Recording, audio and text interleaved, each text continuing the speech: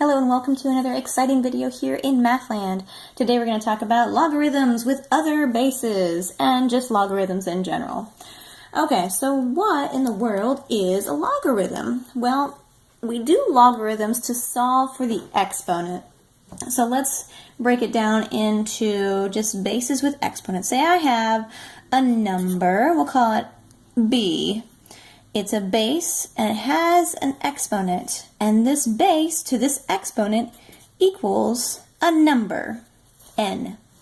Okay, so for example, we have 2 as our base, our exponent is 3, and that equals 8. So a base to an exponent equals a number. Now in log, we take the log of the base and of that number, and it equals the exponent. So we solve for the exponent. So in this particular circumstance right here, it would look like this. So log, if we didn't know what this exponent would be, we would take the log of 2 to the number 8 equals 3. Okay? So it's saying that 2 to the third equals this number. Okay, so let's get some examples here. Let's try this one here. We've got log of 4 x, log base 4 of x equals 1/2. Okay, so let's write it in exponential notation to see what this actually is saying. So we've got the base of 4, log base 4 of x, I don't know what that is, my number goes over here, to the 1/2 power, or 1/2 exponent to that 4. Okay, so 4 to the 1/2 equals x. Okay, so then we solve. 4 to the 1/2, so we know that when we have a rational exponent, we have the square root. This is the base, the index in the square root is 2. So it's like saying the square root of 4 equals x. So what is the square root of 4? It's 2 equals x. Ta-da! Okay, so solving for the exponent, but in this case we were solving for that number there. So let's see another example here. We've got, let's see, log of 3, log base 3 of 81 equals x. So let's write this in exponential notation to see what we're doing.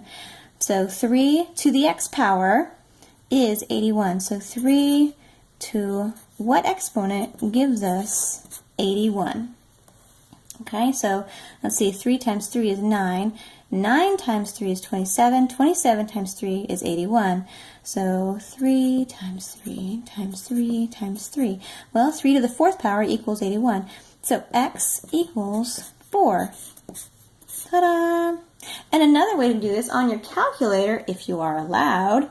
Now, if these numbers are crazy and you have no idea what that would be, there's a way to do that on your calculator. So check it out. Let's get the calculator in here and let's turn it on. So in the calculator, we take the log of the bigger number, so log of the bigger number over log of the little number. So log of 81, and we divide that by log of 3. Okay, so let's put some parentheses in here, and we're going to do log, which is a button on your calculator right here, log, next to the 7, log 81, close those parentheses, divided by log, oops, let me put parentheses in there just in case. I like to overdo it with parentheses because I never know what the computer is looking for. Okay, so log of 81 divided by log of 3. Ta-da! It's 4. And that was exactly what we got. Ta-da! So if the numbers are crazy, you can still do it in your calculator. It's the log of the bigger number, the larger looking number, over the base. So log of n over log of b. Okay? Let's try another example. Let's go with this one here. We've got, let's say, log of 5 log base 5 of 1 over 625 equals x. So it says 5 to the x power equals 1 over 625. Okay, I know that 5 to the 4th power is 625. So I'm thinking over here, 5 to the 4th equals 625. But in this case, it is a fraction, so it's the reciprocal of this. So in order to flip it over, remember we need the negative exponents. The negatives tell the base, hey, you don't belong here, you need to go somewhere else. So if this is a whole number or just a numerator over 1, it's going to flip over. So maybe 5 to the negative 4th equals 1 over 625. So instead of just the 4th, it's now a fraction. I want this to be a fraction. I want this base to be in the denominator, so my x is negative 4. Okay, so it flipped over. Negative exponent tells it to be the reciprocal of that. Okay, let's do one more example, and hopefully this will cover all the bases that you'll see in the homework. Okay, let's try log of x. Log base x of 64 equals 3/4. Okay, let's partition this off.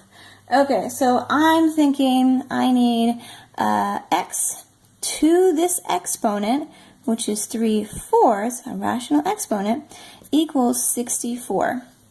Okay, now how do I solve for this? I need to get x by itself because I'm solving for x. So I'm going to rewrite this in radical notation here. So I know the denominator is going to be my index on my radical. And I've got x to the 3rd within that. And that equals 64. Okay, so we just have to do reverse functions on here. So this is the 4th root. So I'm going to take 64 to the 4th power. So I'm going to raise that to the 4th power, and that's going to cancel out my radical there. Take this to the 4th power. I don't know that off the top of my head. 64 to the 4th power is going to be, oh my goodness, a very large number. So x cubed equals, let me put that over here so I can write it down, 167777216. Okay, so now I've got x cubed is that. So let's go ahead and take the cube root of that right there. Cube root. Okay, so those are going to cancel there. And then since I already have that in the calculator, I'm going to take the cube root of that. So I'm going to go to math. The cube root is right there. And second answer, so I don't have to type it in again. And that's going to be 256. So x equals 256. All right. So with our x being 256, I can always check. So check. Let's check it here. So log base 256 of 64, does that equal 3/4? So let's try it with what I showed you in the previous example. So I'm going to do log, can we see this? Here we go. Log, what was it, 250? No, log of 64, enter, divided by log 256. And then 0.75. 0.75 is 3/4. So there we go. That was it. Ta-da! We checked it and it works. And that's it with logarithms. So have fun with that.